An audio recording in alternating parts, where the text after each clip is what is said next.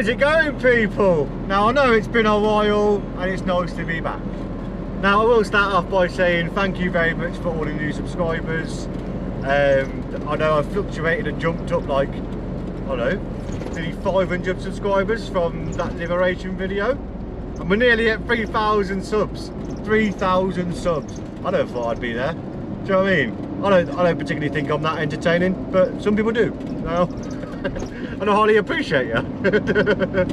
Yeah, I didn't expect it to take off like it did. I say take off. It wasn't a like highest view video, but for me that was the biggest, like how can I put it? The most viewed video that I've ever had on the internet. You know, I didn't make it myself. Liberation did, and they're amazing at making videos and putting things together. Yeah, what a lovely bunch anyway. So if you don't follow Liberation, go and have a look on the old YouTube. They go around and interview loads of nomadic people, whether it's vans, whether it's land, whether it's huts, whether it's anything. And they always smash it out the park, and yeah, very respectful for them. So if they're watching this, thank you very much again. So yeah, anyway, stupidly cold this morning, and it was a bit of a frosty one. One of the first like proper frozen mornings. Oh, that was brisk.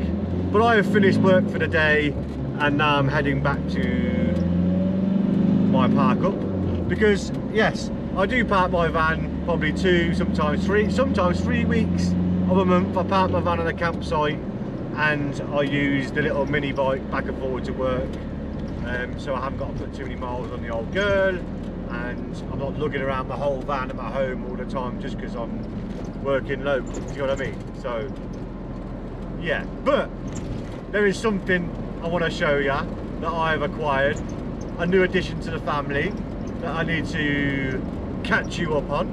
But let's head back to my little park up that I've got, and I'll show you when we get there.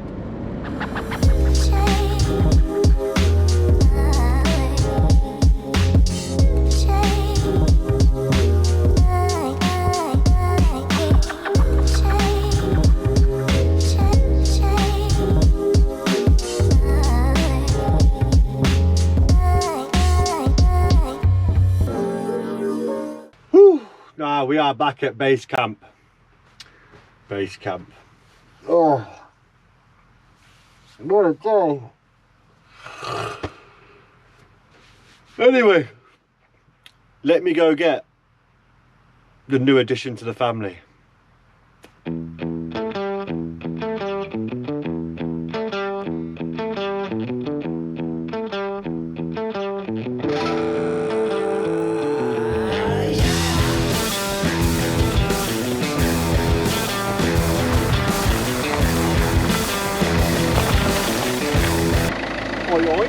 How's it going then?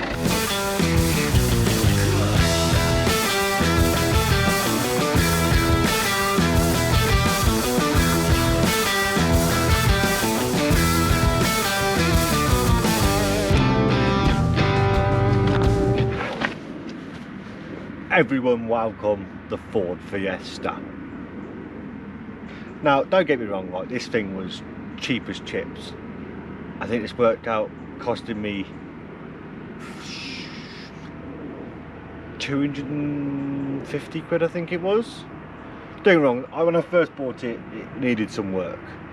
It had a hell of a lot of oil in the header tank, and a wheel bearing gone, had some brake pipes that needed doing. But as for a little runaround car, what more do you want? You know, a Ford Fiesta 1.4 TDCI. I get like 47 miles per gallon out of this bad boy. Do you know what I mean? And it's actually a really nice place to be for a little car, you know, for a little cheapie. You know what I mean? Little run around. Look at it. We've even got the high-tech, you know, aux cable for the old tunes, you know. But yeah, why did I buy this? Now, not being funny, obviously I've got the mini bike and I love the mini bike. I really do, right? But obviously it's getting that time of year now where it's really cold in the morning, and don't tell me I'm not an all-weather biker, because it kind of looks like I'm not. But on the mini bike in cold, icy weather / rainy weather, it is just dicing with death. especially with the little commute I've got to go to work. And you know, I park my van on this site because I feel like I know the people that own this site, and we've got like some sort of understanding going on. You know, they understand that I live in my van, and they kind of prioritize me a bit. You know, when I need to park up, they've got me. You know, and that's awesome. I love that I've got that, and I don't want to be slugging my van around everywhere, back and forth, doing little stupid journeys in the morning to work. And I've started going to the gym again, so to nip to work nip to the gym the first thing in the morning in this bad boy, and get my workout out of the way and get to work, and then nip around the shops and this, that and the other. And the fact that it does like over twice the miles per gallon compared to the van, it's just a no-brainer. For the fact that it cost me like 250 quid, 200, something along them lines, under 300 quid, put it that way. It's done 112,000 miles. It's had a cam belt, it's had a clutch and a flywheel, and I've put an oil cooler on it because obviously I said a minute ago that it was putting oil into the header tank. So I'm in the middle of actually kind of cleaning that out, and obviously you're never going to get rid of all the oil because it's just constantly coming up. Well, you will eventually, you just got to wait for it all to get to the top, and then you just replace the tank, because there's no point in trying to clean the tank, it's a nightmare. But this little run around, I love it. Don't get me wrong, it's only a little 1.4, right, but it feels like a rocket ship compared to, you know, feels like a right little speedy little wagon compared to my old bus that's a bit sluggish. You know, she's quick for a van. I've had a lot of people compliment her, but this thing, whew, speed demon. Do you know what I mean? It's got two brand new front tyres on it. It's, you know, no brainer for me. Don't get me wrong, it was a Cat S, and as you're probably aware by the dent in the driver's door, it is just the door that's dented. Well, no, there's a reason why this is a Cat S, and I'll show you why. See that little dink there? Yeah, that is on the B pillar. So obviously, hang on, I know the person who used to own this, and it was a Tesla that reversed off their driveway and hit the driver's door, and then did that little dent. And of course they went through insurance, which then insurance, because of the age of the car, they ended up writing it off and putting it down as a category S, chassis damage, right, or something like that anyway. But just because of that dink there. Now, I'm not being funny, I could probably do more damage trapping the seatbelt in the door as I try to shut it. So I think it's a bit unfair that they Cat S'd it for that, when all it needs is basically a door, and it's a mint car again. You know, I could pretty much knock that dent out with a little hammer and a little bit of paint, and it'd be gone. There's no actual damage to the actual car integrity or anything like that. It's just how they've worded it and how they've viewed it as, because of the age of the car, it's not worth fixing a dent.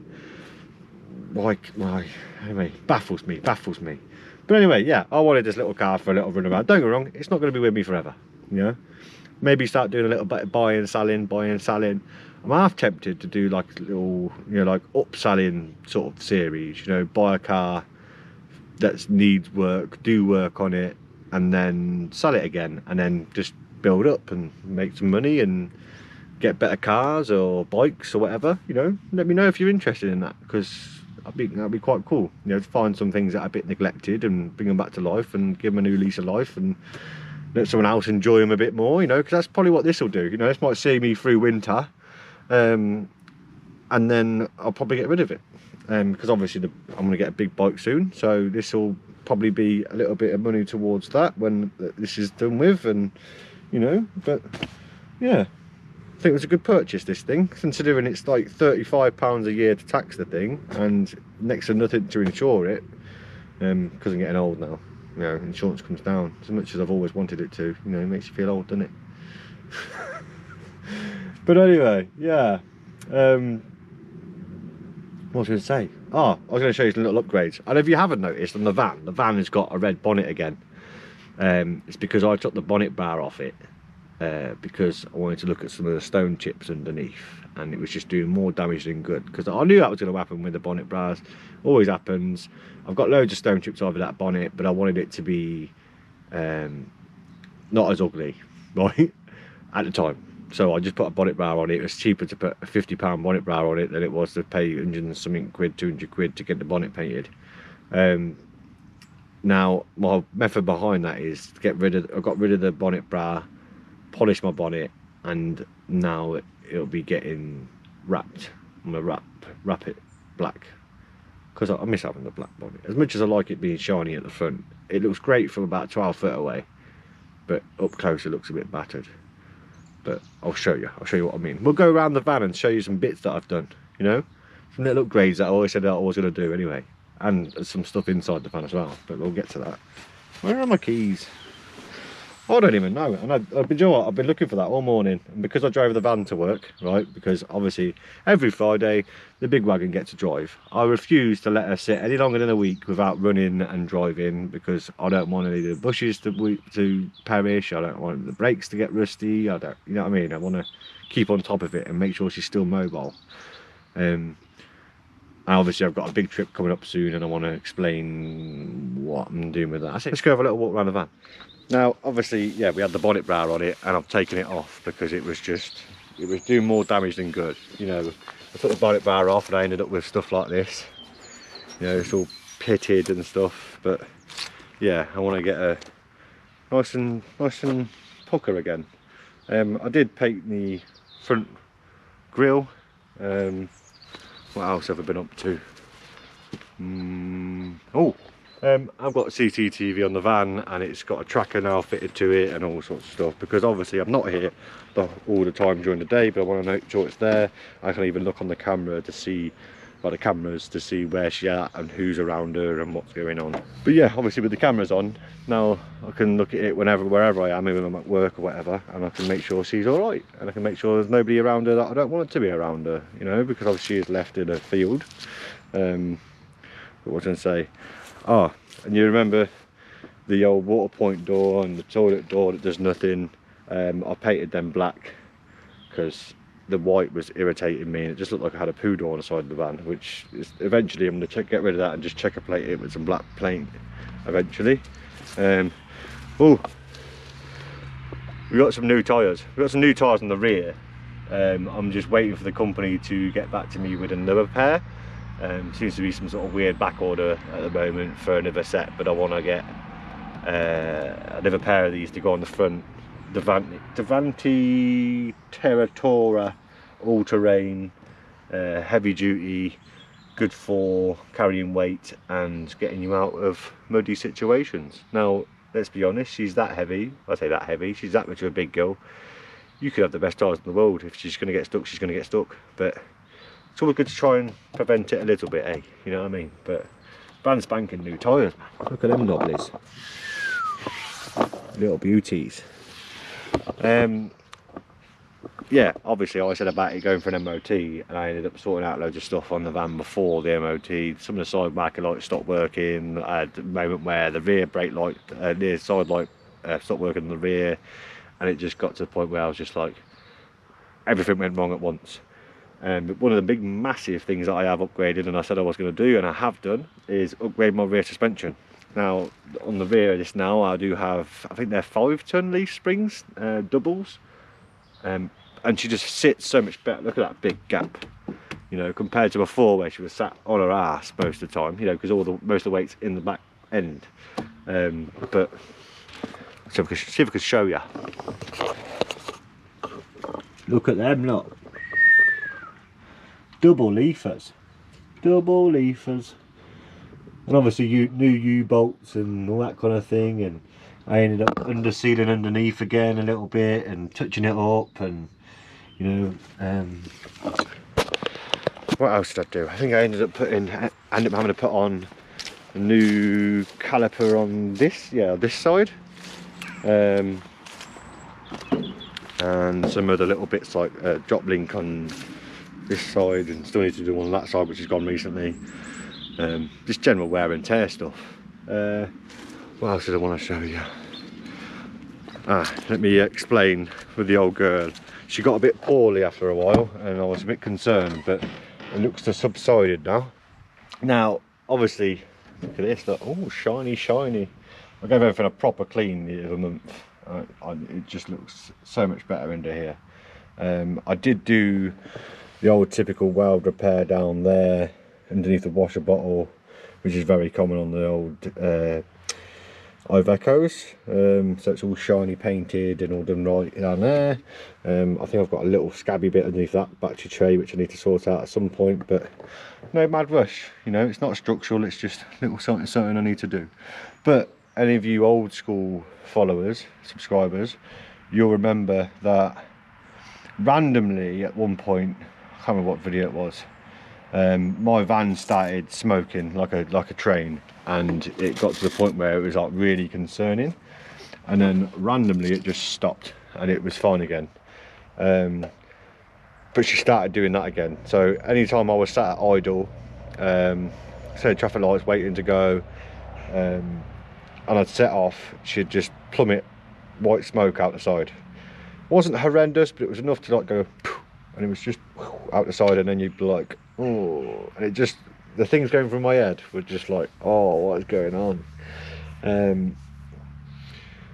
Now for me, I thought that was valve stem seals, because the engine on these are renowned for being really reliable. It's just silly little things like the valve stem seals. Now something about the 2.8 compared to the 2.3, as much as I love how the simplicity of the 2.8, to do valve stem seals, what you can do is, without taking the head off and basically doing a head gasket, you can literally just pressurize up the glow plug holes and hold the valves up, so that you can take the rocker cover off and then take the rockers off, and then literally take the valve seal off and put the new one back on without the valve dropping into these cylinders. Now the downside of that is, with the 2.8, is I don't have glow plugs, so there's not really a way to pressurize the engine by cylinders to keep the valves up, because I have a flame heater, as they like to call it, with a little injector that squirts a little bit of diesel in there and then ignites and makes it really hot and then sucks it in the intake. That's why sometimes on a cold morning she's very like blah, blah, blah, blah, blah, blah, until she irons out, and then she's sweet as a nut. And I love it for that simplicity, but the only downfall is I can't pressurize the cylinders to get the valve seals changed without taking the head off and doing a head gasket. Now to do a head gasket on this is quite a big job, you know. The head gasket hasn't gone, she's perfectly healthy and she's fine, but it started to get to that point where I was just like, I'm just gonna have to suck it up and just do it and just take it apart. But I really didn't want to do that unless I had to. But the smoke wasn't calming down and it wasn't getting any better, and it was just getting to the point where it was just like, every time I set off I was just like, oh, a bit embarrassed and a bit like, oh, me poor van, do you know what I mean? So what I did do was get something called an oil conditioner by Forte, I think it was called. I did a lot of research on what stuff actually worked and what stuff didn't work, and what it actually did, and this, that and the other. And what the oil conditioner does is it sort of goes over the seals and just makes them a bit softer again. You know, it's not too harsh to sort of damage anything. It just gets onto the seals and just makes them a bit more rubbery. But luckily, after doing, well, as soon as I put it in, so you add it to the oil, as soon as I put it in, it made no difference, obviously, and then probably 50 miles still didn't make a difference, and I was like, I'm gonna have to take my engine apart. And then all of a sudden, after this drive today, she stopped smoking. And she, you know, there's a little bit, but that's just a typical diesel thing, you know. It's not, I expect it to smoke a little bit. She's a diesel, she's an old diesel. There's a reason why you know, she's hated by the road tax man, and I get taxed a lot, because she's not that how can I put it, friendly for the environment. But I like to think she's perfectly fine. You're a little sweetheart, you know. I love her. But yeah, other than that, that's it really, you know. Obviously there's some bits inside I'll show you, and some upgrades I've got. So let's head inside.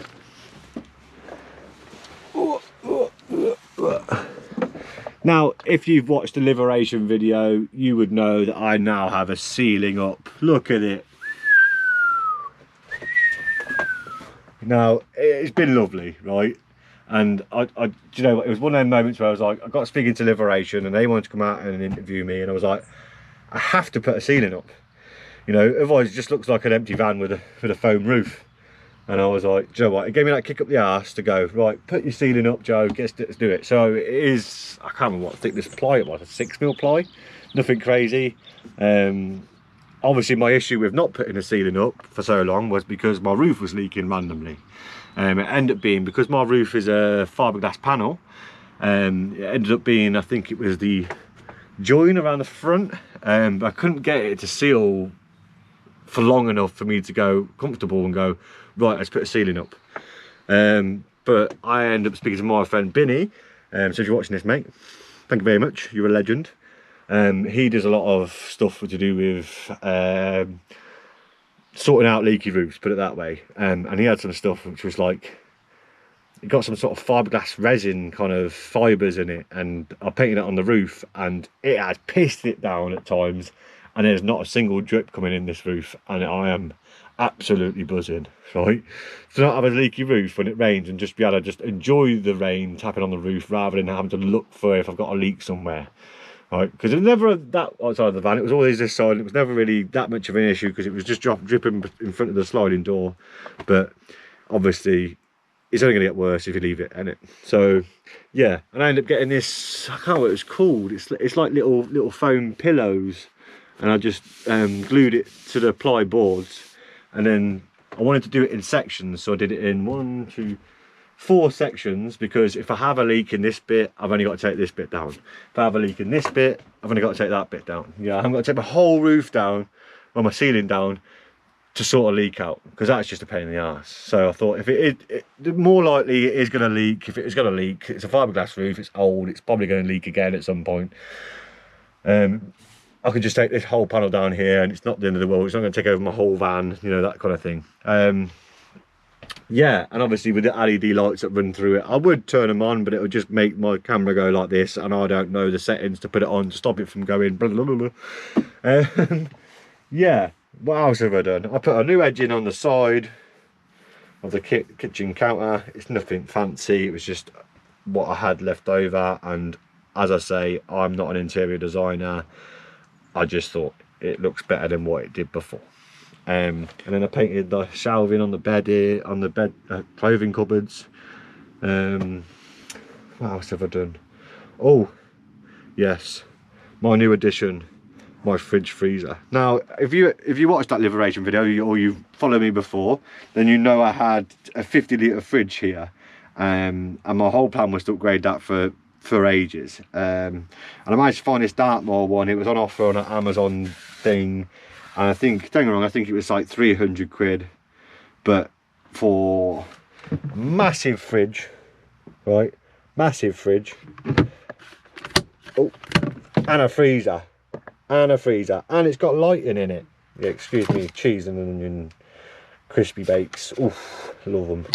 And it's got lights in it.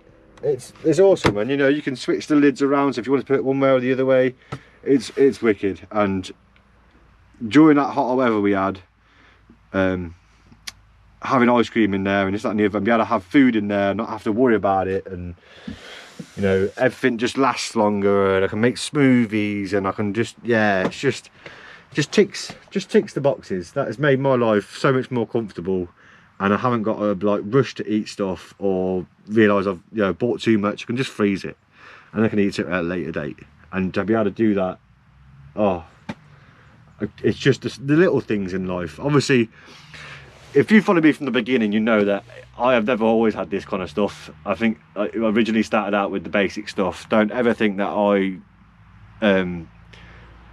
built my van to this. I've just built it. I built it to a point, and I've just slowly upgraded stuff. I might think I'm half tempted to get another one of those 200 amp hour lithium energy batteries and link them in sync, but I'm not quite sure yet. I know I'll probably regret myself. I'll probably regret it later on down the line. But there we go. We can come and sit in the little Fiesta. The lighting's better, and you know, it's mad how this morning it started off with being really frosty and frozen and scraping my windscreen and all sorts, to now being like, it's actually getting a bit warm. UK's backwards, man. It's all backwards. Yeah, so let's talk about some stuff. My Christmas plans. Now, obviously, I have got this job that I'm working at, and I only have a certain amount of time off around the old Christmas time. and as you all know, it's a means to an end, right? But obviously I want to get away for Christmas. I'm going to use my holiday that I've saved up, and I'm going to get as much time as I can to go travel Scotland, right? And if you've watched my older stuff, you've seen that I've been to Scotland a few times. I've travelled around Scotland, and I did it around Christmas a few times in a row, and I absolutely loved it.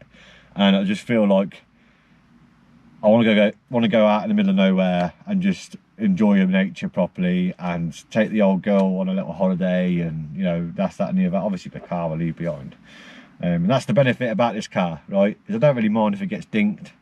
I can leave this in a car park at the side of the road somewhere, outside a family member's house or whatever, and not worry about it, you know, and it's just going to be there when I get back. And if it's got a few dinks on it, again, it is what it is, you know what I mean? That's the benefit about having this.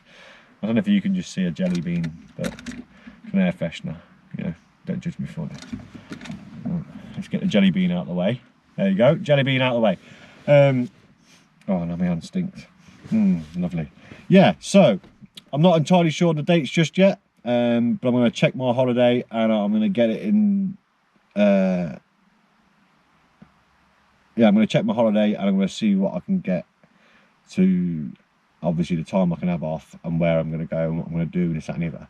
But as you know, I'll wing it every time. I wing life. I wing everything I do, you know. Sometimes it works out, sometimes it doesn't, you know, and that's just how it works, right? So yeah, don't get me wrong, I probably, when I do head up there, that might be a late night thing like I did before, where I travel up after work when I break up, and I'll head towards like Galloway Forest first, and then venture round. I do want to do some of the Highlands, so you know, go past Glencoe and all that kind of thing, and I've got some park ups I can go to, and yeah, and some park ups I want to go back to, you know, because Scotland's just epic. It's a beautiful place, and I kind of want to get like a white Christmas again. That'd be awesome. So it might be again the old hunt for snow for Christmas Day. You know what I mean? And then do the old little Christmas dinner in the middle of nowhere again, and have a little fire when it's cold and chilly, and get wrapped up. I love a bit of cosy winter. Do you know what I mean? I love a bit of cosy winter. But yeah, I thought I'd just keep you up to date. You know, I don't want to waffle on with this video. It's only going to be a short one. But yeah, in regards to uploads, bear with me.